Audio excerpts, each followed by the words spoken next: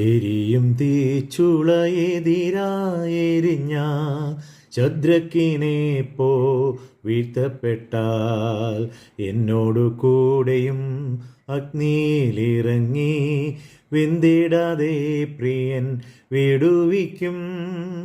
എന്നോടു കൂടെയും അഗ്നിയിലിറങ്ങി വെന്തിടാതെ പ്രിയൻ വിടുവിക്കും. ദൈവതിരുനാമം മഹത്വപ്പെടട്ടെ. നമ്മൾ പാടിയതുപോലെ ജീവിതത്തിൻ്റെ എരിയുന്ന തീച്ചൂളയുടെ അനുഭവത്തിലൂടെ നമ്മൾ കടന്നു പോകുമ്പോഴും നാലാമനായി നാം ആയിരിക്കുന്ന അഗ്നിയുടെ അനുഭവത്തിലേക്ക് ഇറങ്ങി വന്ന് നമ്മളെ വിടുവിക്കുന്നതായ ഒരു ദൈവം, അതുമാത്രവുമല്ല ദൈവീക പദ്ധതി തൻ്റെ മക്കളിലൂടെ പൂർത്തിയാക്കി തൻ്റെ നാമത്തെ മഹത്വപ്പെടുത്തുന്നു. ദൈവിക പദ്ധതിയുടെ ഏറ്റവും വലിയൊരു സവിശേഷത തിരുവചനത്തിലൂടെ പഠിക്കുമ്പോൾ നമുക്ക് കാണുവാനായിട്ട് കഴിയുന്നത്, ദൈവം തൻ്റെ മഹത്വത്തെ തൻ്റെ പ്രിയപ്പെട്ട തൻ്റെ മക്കളിലൂടെ വെളിപ്പെടുത്തുന്നു. God will reveals his glory through his precious children. അവൻ്റെ മക്കളിലൂടെ മാത്രമേ അപ്പന് തൻ്റെ മഹത്വത്തെ വെളിപ്പെടുത്തുവാനായിട്ട് കഴിയുകയുള്ളൂ. അതിനൊരു പക്ഷെങ്കിൽ സിംഹത്തിൻ്റെ കുഴിയും എരിയുന്ന തീച്ചൂള് അതോടൊപ്പം തന്നെ അണലിയൊക്കെ ജീവിതത്തിലേക്ക് കടന്നു വരുന്നതും ദൈവിക പദ്ധതിയാണ് എന്ന് നമ്മൾ മനസ്സിലാക്കണം.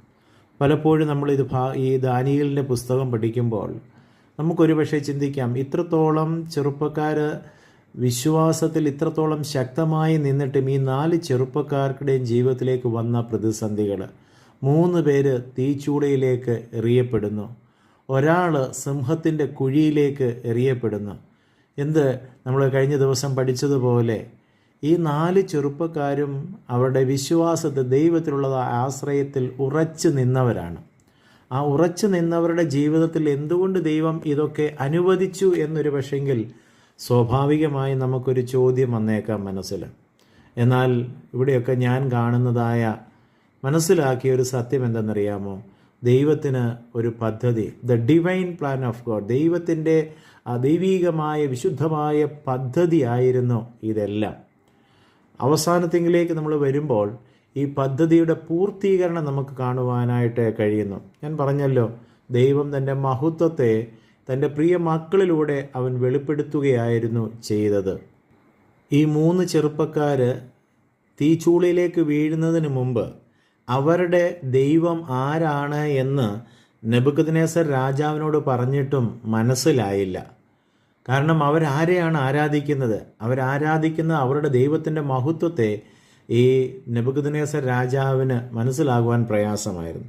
എന്നാൽ നമ്മൾ ദാനിയേലിൻ്റെ പുസ്തകം 3-ാം അധ്യായത്തിൻ്റെ 24-ഉം 25-ഉം വാക്യങ്ങളിലേക്ക് വരുമ്പോൾ നെബൂഖദ്നേസർ രാജാവ് അവിടെ നിൽക്കുന്ന ഭൃത്യന്മാരോട് ചോദിക്കുകയാണ്, നമ്മൾ 3 പേരെ അല്ലേ തീയിലേക്ക് ഇട്ടത്? ഇപ്പോൾ 4 പേരാണല്ലോ കെട്ടഴിഞ്ഞവരായി ആ തീച്ചൂളയിലൂടെ നടക്കുന്നത്. 4-മനായ ദൈവദൂതൻ്റെ ദൈവിക സാന്നിധ്യത്തെ അവർക്ക് തിരിച്ചറിയുവാനായിട്ട് ഇടയായിത്തീർന്നു. ഒരു പക്ഷെങ്കിൽ ഈ 3 ചെറുപ്പക്കാർ ഈ ദൈവത്തെപ്പറ്റി ഇത്രത്തോളം പറഞ്ഞിട്ടും മനസ്സിലാക്കാത്ത നെബൂഖദ്നേസർ രാജാവ് ഈ ദൈവമക്കൾ തീച്ചൂളയിൽ കിടക്കുമ്പോൾ അവരുടെ കൂടെ നിൽക്കുന്നതായ ദൈവീക സാന്നിധ്യത്തെ തിരിച്ചറിയുന്നതായ ഒരനുഭവം. അവിടെ രാജാവ് ചോദിക്കുന്നത് ഇപ്രകാരമാണ്, നാം 3 പുരുഷന്മാരെ അല്ലയോ ബന്ധിച്ച് തീയിൽ ഇട്ടത് എന്ന് ചോദിച്ചു. അതിനുശേഷം അവരങ്ങനെ എന്ന് പറഞ്ഞപ്പോൾ അവിടെ പറയുകയാണ്, ഇപ്പോൾ 4 പുരുഷന്മാർ കെട്ടഴിഞ്ഞ് തീയിൽ നടക്കുന്നത് ഞാൻ കാണുന്നു. അവർക്ക് ഒരു കേടും തട്ടിയിട്ടില്ല. 4-മത്തവൻ്റെ രൂപം ഒരു ദൈവപുത്രനോട് ഒത്തിരിക്കുന്നു എന്ന് കൽപ്പിച്ചു. നമ്മൾ പലപ്പോഴും ചിന്തിക്കും, എന്തിനാണ് കർത്താവ് ഞാൻ പ്രാർത്ഥിക്കുന്നവനാ, ദൈവത്തെ അറിയുന്ന ദൈവമകനാ, മകളാ, എന്നിട്ടും എനിക്കെന്തിനാണ് ഈ തീച്ചൂളയുടെ അനുഭവത്തിലൂടെ കടന്നു പോകുന്നത്? അത് തരാതെ എന്നെ കരുതുവാൻ ദൈവത്തിന് കഴിയത്തില്ലായിരുന്നോ? ഈ തീച്ചൂളയുടെ ഒരു അനുഭവം വരാതെ എന്നെ രക്ഷിപ്പാൻ എൻ്റെ ദൈവത്തിന് കഴിയത്തില്ലായിരുന്നോ? ഒത്തിരി ചോദ്യങ്ങൾ ഒരുപക്ഷെ നമുക്ക് ചോദിക്കുവാനായിട്ട് കാണും പ്രിയമുള്ളവരെ. കാരണം ഇവിടെ നമുക്ക് വേണേൽ പറയാം, എന്തുകൊണ്ട് ദൈവം ഈ ചെറുപ്പക്കാരെ തീയിലിടാതെ തൻ്റെ മഹത്വത്തെ വെളിപ്പെടുത്തിയില്ല? ഇവിടെയാണ് ദൈവത്തിൻ്റെ ശക്തി, ദൈവത്തിൻ്റെ പരമാധികാരം, ദൈവത്തിൻ്റെതായ സ്നേഹം, തൻ്റെ മക്കൾ ഒരു പ്രയാസത്തിലൂടെ കടന്നു പോകുമ്പോൾ ദൂരെ മാറി നിന്ന് ആശ്വസിപ്പിച്ചു കൊള്ളാം എന്ന് പറയുന്നവനല്ല, മറിച്ച് ദൂരെ നിന്നുകൊണ്ട് അല്ലെങ്കിൽ അവർ രക്ഷപ്പെടട്ടെ എന്ന് പറയുന്നതായ ഒരു മാന്ത്രികനുമല്ല. ഇവിടെയാണ് ദൈവത്തിന് തൻ്റെ മക്കളോടുള്ള വാത്സല്യത്തിൻ്റെതായ പദ്ധതി നമുക്ക് കാണുവാനായിട്ട് കഴിയുന്നത്. എനിക്ക് ഒത്തിരി ഇഷ്ടപ്പെട്ടത് എന്തുകൊണ്ട് വേണമെങ്കിൽ ദൈവത്തിന് ഈ ചെറുപ്പക്കാരെ ഒരു വാക്കുകൊണ്ട്, കാരണം ഇവർ എന്നിൽ വിശ്വസിക്കുന്നവരാണ്, അവർ നല്ല ഉറച്ച വിശ്വാസത്തിലുള്ളവരാണ്, അതുകൊണ്ട് അവരെ തീ ഒന്നും ചെയ്യാതിരിക്കട്ടെ എന്ന് പറഞ്ഞ് ദൂരെ നിന്ന് അവരെ രക്ഷിപ്പാനായിട്ട് കഴിയുന്ന സർവശക്തനായ ദൈവം എന്തിനാണ് അവരുടെ ഇടയിലേക്ക് ഇറങ്ങി വന്നു? നാലാമനായിട്ട് നിന്നുകൊണ്ട് മറ്റുള്ളവർക്ക് തന്നെ മഹത്വപ്പെടുത്തുന്നു, വെളിപ്പെടുത്തുന്നു. പ്രിയമുള്ളവരെ, ഇതാണ് ദൈവത്തെ സ്നേഹിക്കുന്ന ഒരു ദൈവപൈതലാണ് ഞാനും നിങ്ങളുമെങ്കിൽ ചില തീച്ചൂളയിലേക്ക് നമ്മൾ വീഴേണ്ടത് ദൈവിക പദ്ധതിയുടെ ഒരു ഭാഗമാണ്. എന്നാൽ അവിടെ നമ്മൾ മനസ്സിലാക്കണം, അവിടെ വീഴുമ്പോഴും അവിടെ ഞാൻ ഏകനല്ല. നമ്മൾ ഇപ്രകാരം പാടും, എരുതിയിൽ വീണാലും അവിടെ ഞാൻ ഏകനല്ല.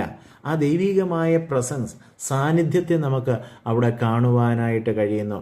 ഞാൻ പറയട്ടെ, വേദപുസ്തകം ഉടനീളം നമ്മൾ പഠിക്കുമ്പോൾ തൻ്റെ മക്കൾ ഒരു പ്രതിസന്ധികളിലൂടെ കടന്നു പോകുമ്പോൾ ദൂരെ മാറി നിന്ന് അവരെ ആശ്വസിപ്പിക്കുന്നവനോ അല്ലെങ്കിൽ ദൂരെ നിന്ന് അവരെ രക്ഷിക്കുവാൻ ശ്രമിക്കുന്നവനോ അല്ല. നമ്മൾ വീണ്ടും തൻ്റെ ശിഷ്യന്മാർ കർത്താവായ യേശു ക്രിസ്തുവിൻ്റെതായ ചരിത്രത്തിലേക്ക് വരുമ്പോൾ തൻ്റെ ശിഷ്യന്മാരെ അക്കരയ്ക്ക് പറഞ്ഞയക്കുമ്പോൾ അവർ രാത്രിയുടെ 4-ാം യാമത്തിൽ അവരുടെ പടകിലേക്ക് കൊടുങ്കാറ്റുകൾ ആഞ്ഞടിക്കുമ്പോൾ അവരുടെ മധ്യേ നടന്ന്, കടലിന്മേൽ നടന്ന് അവരുടെ അടുത്ത് വരുന്ന ഒരു കർത്താവിനെ കണ്ടത്. ഒരു പക്ഷേ ഈ സർവജ്ഞാനിയായ കർത്താവിന് തൻ്റെ ശിഷ്യന്മാർ പോകുന്നതായ പടകിൽ കാറ്റടിക്കാതെ രക്ഷിപ്പാൻ കഴിയുമായിരുന്നു. ആ കാറ്റടിച്ച സമയത്ത് അവിടെ നിന്നൊരു വാക്ക് കൽപ്പിച്ചാൽ കാറ്റും കോളും ശാന്തമാകുമായിരുന്നു. പക്ഷെങ്കിൽ രാത്രിയുടെ 4-ാം യാമത്തിൽ അവരിലേക്ക് നടന്നു വന്ന് തൻ്റെ വാത്സല്യത്തെ, തൻ്റെ സ്നേഹത്തെ, കരുതലിനെ വെളിപ്പെടുത്തിയതായ ദൈവിക പദ്ധതിയെ നമുക്കവിടെ കാണുവാനായിട്ട് കഴിയുന്നുണ്ട്. അതേ പ്രിയമുള്ളവരെ, കടലിൽ നടന്നു വന്നവരെ രക്ഷിച്ച കർത്താവ്.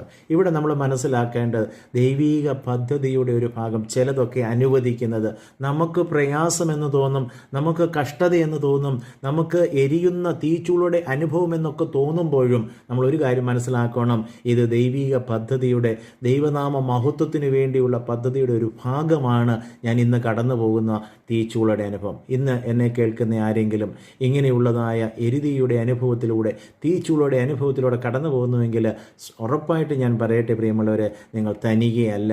ആ എരുതിയുടെ മധ്യത്തിൽ നമ്മൾ കാണാത്തതായ, നമുക്ക് കാണാൻ പറ്റത്തില്ല, എന്നാൽ നമുക്ക് കാണാൻ പറ്റാത്തതായ ഒരു ദൈവിക സാന്നിധ്യത്തെ മറ്റുള്ളവർക്ക് കാണുവാനായിട്ട് കഴിയും. ഒരു പക്ഷേ ശദ്രക്ക്, മേശക്ക്, അബേദിനും അത് മനസ്സിലാക്കുവാൻ കഴിഞ്ഞില്ല. എന്നാൽ നെബൂഖദ്നേസർ രാജാവ് അത് കാണുവാനായിട്ട് ഇടയായിത്തീർന്നു.